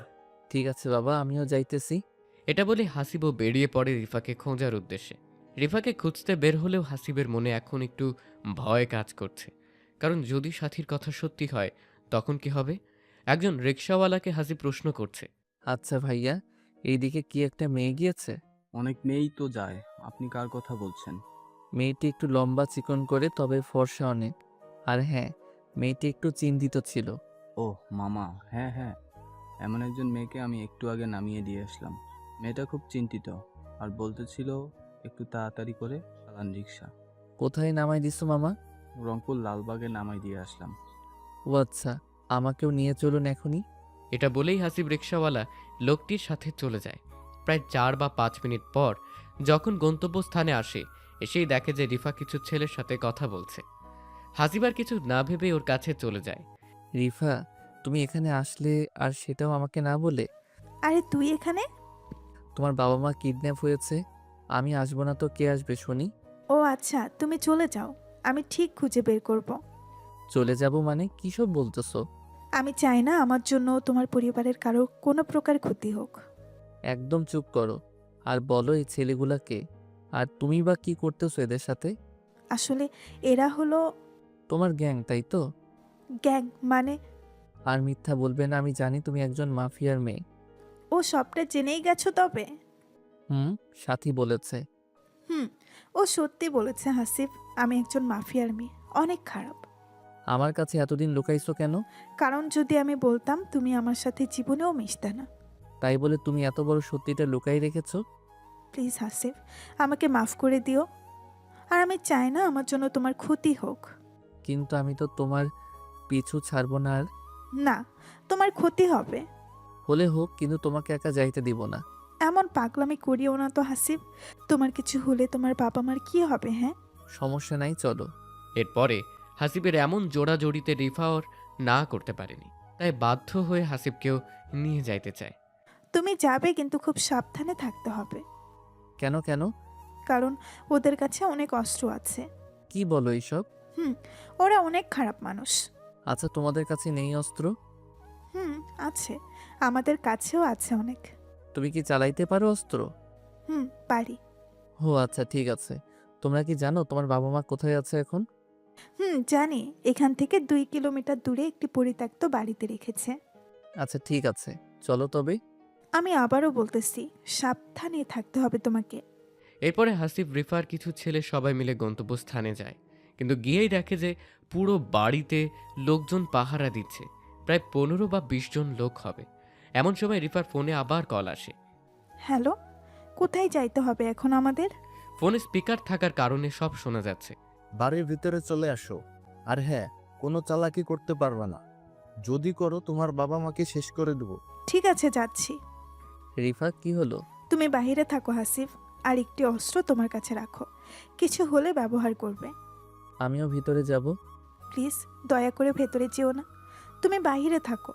ঠিক আছে, আমি বাহিরে আছি, কিন্তু তুমি যদি বাহিরে না আসো আমি কিন্তু ভিতরে চলে যাব। ঠিক আছে। এরপরে হাসিব বাহিরে থাকে আর রিফাও ছেলেগুলো ভিতরে যেতে থাকে। এমন সময় একজন ছেলে রিফাকে বলে ওঠে, আপু, তুমি এই ছেলেটাকে চিনো? তোদের দুলাভাই হবে ও। কিন্তু আপু, একটি কথা বলতে চাই, তুমি আবার কি ভাবো না ভাবো? বল, কি বলবি? আপু, এই ছেলেটাকে আমি চিনি। ও ও গোয়েন্দা। তোর মাথা ঠিক আছে পাগল একটা? আপু, সত্যি আমি একজন দেখেছি। মানুষের মতো কি মানুষ থাকে না, হ্যাঁ? থাকে, কিন্তু আমার বিশ্বাস এই লোকেই ওই লোক। একদম চুপ কর। আমি হাসিবকে ভালো করে চিনি, ও গোয়েন্দা না। আচ্ছা আপু, সরি। হুম, চুপচাপ ভেতরে ঢোক। যে কোনোভাবেই হোক বাবা মাকে বের করতে হবে এখানে। আপু। এরপরে যখন রিফা ভেতরে ঢোকে দেখে যে বাবা মাকে বন্দি করে রেখেছে, ঠিক তখনই রিফা দৌড়ে যেতে ধরল। ওখানেই দাঁড়াও রেফা, যদি এক পা এগিয়ে যাও তো তোমার বাবা মাকে শেষ করব। কে? তুমি কি চাও? চাই তো অনেক কিছুই, আগে বল কোনো চালাকি করিস নাই তো? না। হঠাৎ এরপরেই রিফার ছেলে গোলাগুলি শুরু করে দেয়। এর মধ্যেই রিফাও শুরু করে দেয় গোলাগুলি। প্রায় এক পর্যায়ে যখন সবকিছু থেমে যায় তখনই রিফা বলে, বাবা, বাবা তুমি কোথায়? আশ্চর্য, আমার বাবা কোথায় গেল? ঠিক তখনই একজন বলে ওঠে। তোমার বাবা আমার কাছে রিফা?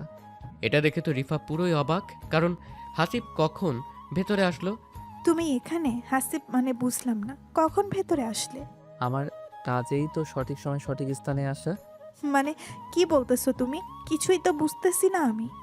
মানে হলো আমি একজন ডিবি পুলিশ। এটা কিন্তু ফাজলামি করার টাইম না হাসিফ। তোমার সাথে ফাইজলামি করার সময়ও আমার নেই, বুঝছো? তোমার বাবা একজন এই দেশের জঘন্যতম ব্যক্তি, যার নামে হাজার হাজার ব্যক্তির পরিবার আজ রাস্তায় নেমেছে। তোমার বাবার জন্য আমার নিজের মামা মারা গিয়েছে। তোমার বাবা এই আইনের চোখে একজন খুনি, যার একটাই শাস্তি মৃত্যুদণ্ড। হাসিবের মুখে এমন কথা শুনে যেন রিফার বুক ধরপড় করতে থাকে। না, আমার বাবা খুনি না। মিথ্যা চাপা থাকে না রিফা, আর তুমিও একজন মাফিয়া, যার বিচার আদালত করবে। আমি শুধুমাত্র আমার দায়িত্ব পালন করব। তুমি এসব জানলে কেমন করে? তোমার সম্পর্কে আমি অনেক কিছুই জানি যেটা তুমি জানো না। মানে?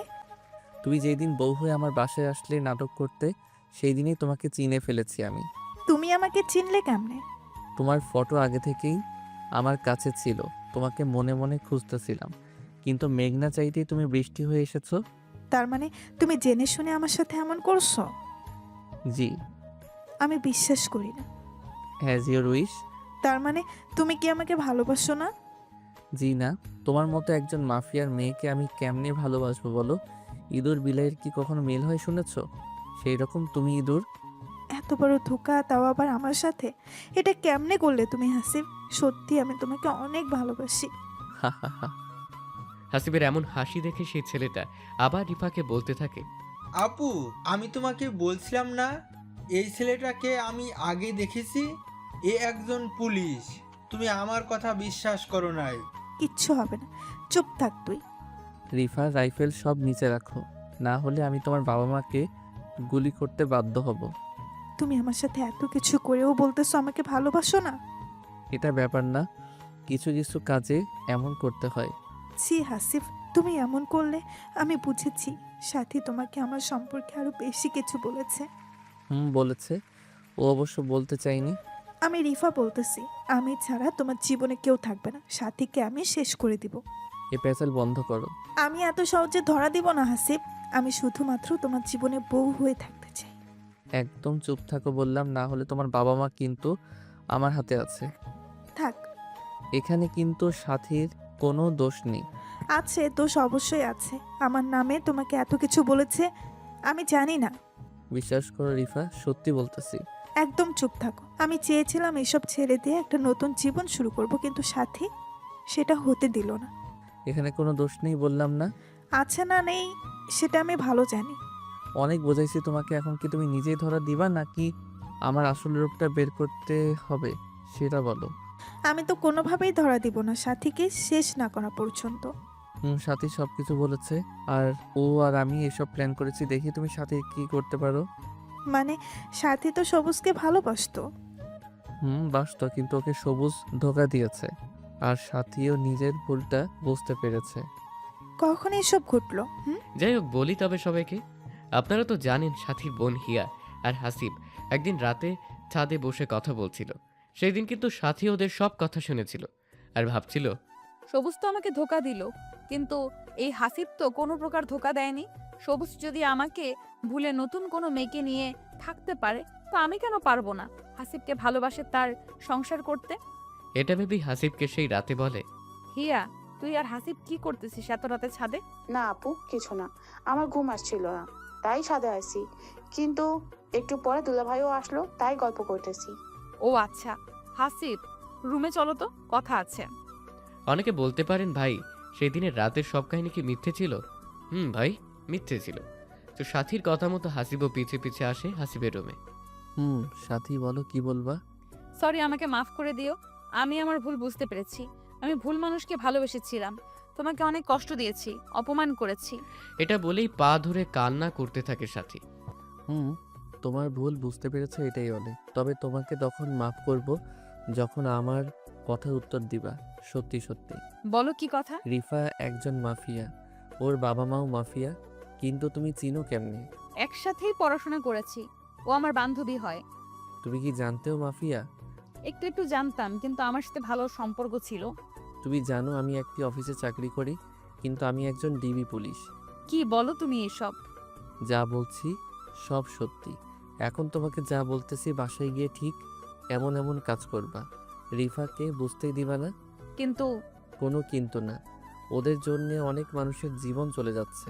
সো ওর বাবা মাকে ধরার জন্যে সাহায্য করো, তবে তোমাকে ক্ষমা করব আমি। হাসিবের মুখে এমন কথা শুনে সাথী উপায় হয়ে রাজি হয়ে যায়। ঠিক আছে। তুমি জানোই না সাথী, ও কত ডেঞ্জারাস, বুঝছো? আচ্ছা, তুমি যেটা ভালো বুঝো। হাসিবের কথা শেষ হতে না হতেই রিফা বলতে থাকে, ও আচ্ছা, এই কাহিনী। এটা সত্যি হাসিব, তুমি আমার না হলে আমি তোমার জীবনে কাউকে রাখবো না। এইসব জেলে গিয়ে ভাবিও, অনেক সময় পাবে। কথাটি শেষ হতে না হতেই রিফা আবার গোলাগুলি শুরু করে দেয়, কিন্তু সেটা কারোর উপরে না। এমন গোলাগুলিতে সবাই একটু স্তব্ধ হয়ে যায় কিছুক্ষণের জন্য। যখনই গোলাগুলি থেমে যায় হাসিব দেখে যে রিফা নাই এখানে, উধাও। তুমি যেখানেই যাও না কেন রিফা, তোমাকে আমি খুঁজে বের করবই। আর তোমার বাবা মা এখন আমাদের হাতে, তুমি অবশ্যই তো আসবে। এসব বলেই হাসিব রিফার বাবা মাকে থানায় নিয়ে যায়। তো সেখানে রেখে সোজা বাসায় আসে হাসিব। কি হলো, ধরতে পারলে তুমি? না সাথী, ও পালিয়ে গিয়েছে, কিন্তু ওর বাবা মা আমাদের আয়ত্তে আছে। তুমি হয়তো জানো না, রিফা খুব ভালোবাসে ওর বাবা মাকে। এখন কেমনে ধরবো এটাই ভাবতেছি। চিন্তা করিও না, দেখবে ও কোনো না কোনো একটি ভুল করবেই, আর সেই সময় তুমি ধরে ফেলবে। আমি খুব ক্লান্ত, ফ্রেশ হয়ে আসতেছি। তুমি একটু খাবার নিয়ে আসো। হাসিবের এই কথাটি শেষ হতে না হতেই হাসিবের বাবা এসে উপস্থিত। হাসিব, বৌমাকে খুঁজে পেলি নাকি থানায় যেতে হবে আমাদের? বাবা, তোমাকে আগেও বলেছি না, ও তোমাদের বউ না, ও একজন মাফিয়া। আমার সাথে মজা করিস তাই না? তোমার সাথে মজা করতে যাব কেন শুনি? তাহলে বাজে কথা বলতেছিস? শোনো তবে কাহিনী। এরপরে প্রথম থেকে শুরু করে হাসিব সবকিছু বলতে থাকে বাবাকে। আর হাসিবের বাবা এটা শোনার পরে তো অবাক। এত কিছু হয়ে গেল, আমাকে একটা কথাও জানাইলি না? তুমি তো আমার কথা বিশ্বাস করতেছো না। এত ডেঞ্জার মেয়ে রেফা, দেখলে তো সাদাসিধাই মনে হয়, আর ওর ভেতরে ভেতরে এত কিছু। বাবা, যাই হোক, আল্লাহ বাঁচাইছে আমাদের সবাইকে। এখনো সমস্যা আছে, ও আমাদের সমস্যা করতে পারে, তাই একটু সাবধান থাকতে হবে। ঠিক আছে রে বাবা। আচ্ছা, আমি আসি এখন। ঠিক আছে বাবা। তুমি ফ্রেশ হয়ে রুমে আসো, আমি খাবার নিয়ে আসতেছি রুমে। ঠিক আছে বউ। এরপরে হাসিব ফ্রেশ হয়ে 5 বা 7 মিনিট পরে রুমে আসে। রুমে আসতে না আসতেই সাথী বলে, এই যে মহারাজ, আপনার খাবার হাজির, এখন খেয়ে নেন। আসো, তুমিও আসো। আমি খাইছি একটু আগে, তুমি খাও, আমি বসে আছি। ঠিক এই সময় কারেন্ট নাই, চলে গেল। এটা কোনো কথা হলো? সাথী, খাইতে বসলাম, কারেন্ট গেল গা। হাত পাখা তো আছে, সমস্যা কি? আমি বাতাস করতেছি, তুমি খাও। তখনই হাসিব আবার একটি গান বলতে থাকে। তোমার হাত পাখার বাতাসে প্রাণ জড়িয়ে আসে, আরও কিছু সময় তুমি থাকো আমার পাশে, তোমার হাত পাখার বাতাসে। ওই থামবে তুমি? শুনবে তো, সবাই বাসায় আছে। শুনলে তাতে কি? যা, আমার লজ্জা করে না বুঝি? ও লে আমার লজ্জাবতী বউ। তোমার এই তো আমি। ওই এখন খাও তো তুমি। আচ্ছা, খাচ্ছি। এরপরে হাসিব খাইতে থাকে, অন্যদিকে সাথী হাত পাখা দিয়ে বাতাস করতে থাকে। জানো সাথী, আজ অনেক ভাত খাইলাম। তাই বুঝি? তোমার হাত পাখার বাতাস যেন আমার প্রাণ ছুঁয়ে দিল, তাই আজ একটু বেশি খেয়ে ফেলেছি। আচ্ছা, প্রতিদিন এমন করে হাত পাখা দিয়ে বাতাস করব আর তুমি খাবে। ঠিক সেই সময় আবার কারেন্টটা চলে আসলো। কারেন্ট আসার আর সময় পেল না, আর 1 ঘন্টা পরে আসলে কি এমন হতো? আচ্ছা, ফ্যান বন্ধ করে তোমাকে বাতাস করি। আরে না, আমার বউকে আমি কষ্ট দিব না। এরপরে হাসিব খাওয়া দাওয়া শেষ করে একটু কাজের জন্য বাহিরে যায়। কাজ শেষ করে প্রায় 2 বা 3 ঘন্টা পরে আবার বাসায় আসে। এসেই দেখে যে সাথী গোসল করে এসে চুল শুকাচ্ছে ব্যালকনিতে। তো হাসিব কিচ্ছু না বলে সোজা পেছন থেকে গিয়ে জড়িয়ে ধরে সাথীকে। এই কে? কে আবার তোমার জামাই? কে? এমন করে কেউ জড়িয়ে ধরে পেছন থেকে এসে? আমি ভয় পাইছি। এবার ভালোবাসা দিয়ে ভয় দূর করে দিব তোমার, সোনা আমার। তাই বুঝি গো, দেখি কি করো। আচ্ছা দেখো তবে। এটা বলে হাসিব সাথীর ভেজা চুলগুলো সরিয়ে ঘাড়ে কিস করে। কিস করার সাথে সাথেই যেন সাথীর শরীরটা একটু কম্পন দিয়ে উঠল। আবার গলায় কিস করতে থাকে। এই কি করছো? ভালোবাসা দিতেছি, জানো সাথী, তোমার এই চুলের ঘ্রাণ আমাকে পাগল করে ফেলে। ও বাবা, তাই বুঝি? বউ। এটা বলেই সাথীকে একটি টান দিয়ে নিজের দিকে ঘুরিয়ে নেয়। এই হাসিব, আমার কিন্তু লজ্জা লাগতেছে। স্বামীর কাছে কিসের লজ্জা শুনি? তুমি অনেক রোমান্টিক গো জামাই আমার। তাই নাকি? হুম। আচ্ছা, আরো রোমান্টিক হই তবে। এটা বলেই সাথী ঠোঁট দুটি নিজের ঠোঁটের কাছে নিয়ে আসে। আসতেই দুজনের নাক দুটি একসাথে হয়। তো হাসিব করে কি, হে নিজের নাক দিয়ে সাথীর নাকে স্পর্শ করে বলে, তোমার নাকটি অনেক সুন্দর গো। যা দুষ্টু কোথাকার। অনেক। এটা বলেই সাথীর ঠোঁটের সাথে নিজের ঠোঁট এক করে দেয়। প্রায় 2 বা 3 মিনিট কিস করার পরে হাসিব করে কি, সাথীর ঠোঁটে একটু কামড় দেয়। ওই আমি কষ্ট পাই, তুমি কামড় দাও কেন শুনি? খুব ভালো লাগে আমার তাই। কামড় দিও না গো সোনা জামাই আমার। আচ্ছা ঠিক আছে, এটা বলে যখনই সাথীর প্রতি একটু হাত দেই। পেটে হাত দিতেই ফোনটি বেজে ওঠে আর ফোনের ওপাশ থেকে বলতে থাকে, স্যার, একটা খুশির খবর আছে। হাসিব মনে মনে ভাবতে থাকে বর্তমান যে সুখের অবস্থায় আছি, আবার নাকি খুশির খবর। কি এমন খুশির খবর হলো শুনি? স্যার, রিফা যখন পালানোর জন্য যে সিএনজিতে উঠেছিল, সেই সিএনজি অ্যাক্সিডেন্ট করেছে। কথাটা শোনার সাথে সাথেই হাসিবের বুকটা যেন কেঁপে উঠল। বলো কি, রিফা ঠিক আছে তো? রিফার অবস্থা খুবই খারাপ স্যার। আমরা ওকে রংপুর মেডিকেল হাসপাতালে ভর্তি করিয়েছি, কিন্তু ও শুধুমাত্র আপনাকে চাইতেছে। বলো কি? যত তাড়াতাড়ি পারেন আপনি আসেন, আমি অপেক্ষায় আছি। ঠিক আছে, তুমি ওখানেই থাকো, আমি যাচ্ছি এক্ষুনি। কি হয়েছে হাসিব? তোমাকে চিন্তিত দেখাচ্ছে কেন? রিফার গাড়ি অ্যাক্সিডেন্ট করেছে, এখন হাসপাতালে ভর্তি আছে, না বাছা অবস্থা। ওখানে এখন যাইতে হবে। আমিও যাব তোমার সাথে, আমাকে নিয়ে চলো। কিন্তু কোনো কিন্তু না, চলো আমাকে নিয়ে। এরপরে হাসিব সাথীকে নিয়ে সোজা হাসপাতালে চলে আসে। কিছুক্ষণের মধ্যে এসে দেখতে পায় যে রিফা একটি বেডে চিকিৎসাধীন অবস্থায় শুয়ে আছে। তো হাসিবকে আর সাথীকে দেখতেই উঠতে চেষ্টা করে। ওখানে শুয়ে থাকো, আমি যাচ্ছি তোমার কাছে। এটা বলে হাসিব সোজা রিফার মাথার কাছে বসে। চিন্তা করিও না রিফা, সব ঠিক আছে। আমি মনে হয় আর বেশিক্ষণ বাঁচবো না হাসিব। মারা যাবার আগে কি তোমার কোলে আমি একটু মাথা রাখতে পারি? কথাটি শোনার সাথে সাথেই হাসিব রিফার মাথাটা কোলে নেয়। আরে পাগলি, তোমার কিচ্ছু হবে না। না হাসিব, আমার সময় বেশি নেই। সাথী এদিকে আয় না, দরজার ওখানে কি করিস? সাথী কান্না অবস্থায় বলতে থাকে, আজ আমার জন্য তোর এই অবস্থা হবে আমি ভাবতেই পারি নাই। আমি যদি জানতাম, বিশ্বাস কর, তোকে কখনো এই বাসায় আনতাম না। ভাগলে একটা, আমার কপালে যে এটা ছিল রে। এখানে তোর কোনো দোষ নেই, আমার পাপের সাজা আমি পাচ্ছি। একদম চুপ থাক। সাথে একটা কথা বলি শোন, হাসিবকে কখনো কষ্ট দিস না। জানিস হাসিবের বাবা মা অনেক ভালো। তোরা যখন বিয়ের পিড়িতে গেলি ঘুরতে তোমাদের বাসায়, তখন জানিস আমাকে এত আদর করেছে যা আমি আমার বাবা মার কাছে কখনো পাইনি। তাই ভেবেছিলাম তোর ডিভোর্স হলে আমি হাসিবকে বিয়ে করব, আমার আগের সব অতীত ভুলে নতুন করে বাঁচবো। তাই আমি এসব করেছি রে। আমার ব্যবহারে কষ্ট পাইলে মাফ করে দিস, আর কথাতে হাসিবকে কখনো কষ্ট দিবি না। জানিস আল্লাহ আমার কপালে এই সুখ রাখেনি। যাই হোক, আল্লাহ যেটা ভালো বুঝেছে সেটাই হয়তো করেছে। প্লিজ আমাকে কথা দে না। রিফার মুখে এমন কথা শুনে হাসিব সহ পুরো রুমের লোকের সবার চোখে পানি এসেছে। আমি তোকে কথা দিলাম কখনো হাসিবকে কষ্ট দিব না, সব সময় অনেক ভালোবাসবো। এখন ঠিক আছে হাসিব, তুমিও কথা দাও কখনো সাথীকে কষ্ট দিবে না। কথা দিলাম। ও হ্যাঁ, আরেকটি কথা, আমার বাবা মা তো জেলে, ওদের একটু দেখে রাখিও প্লিজ। ওদের অনেক বয়স হয়েছে, জানি ওরা অনেক খারাপ কাজ করেছে, কিন্তু তবুও একটু দেখে রাখিও। হাসিবের নাম বলা শেষ হতে না হতেই রিফা তার নিঃশ্বাস ত্যাগ করে। রিফা মারা যাবার পরে যেন সবাই হতবাক হয়ে তাকিয়ে আছে শুধুমাত্র ওর দিকে। কেউ কোনো কথা বলতেছে না। ঠিক তখনই কিছু পুলিশ এসে বলে, স্যার, আমরা এখন কি রিফাকে নিয়ে যেতে পারি? কারণ ওকে চেক করতে হবে। তার কোনো দরকার নেই, আমি ওকে আমাদের নিজস্ব কবরস্থানে মাটি দিব। কিন্তু স্যার, কোনো কিন্তু নেই। এরপর হাসিব রিফাকে বাসায় নিয়ে আসে। লোকজন জড়ো করে গোসল দিয়ে সুন্দরভাবে নিজের কবরস্থানে মাটি দিয়ে আসে। কেন জানি মাটি দিয়ে আসার পরে থেকেই হাসিবের মন সবসময় খারাপ থাকে।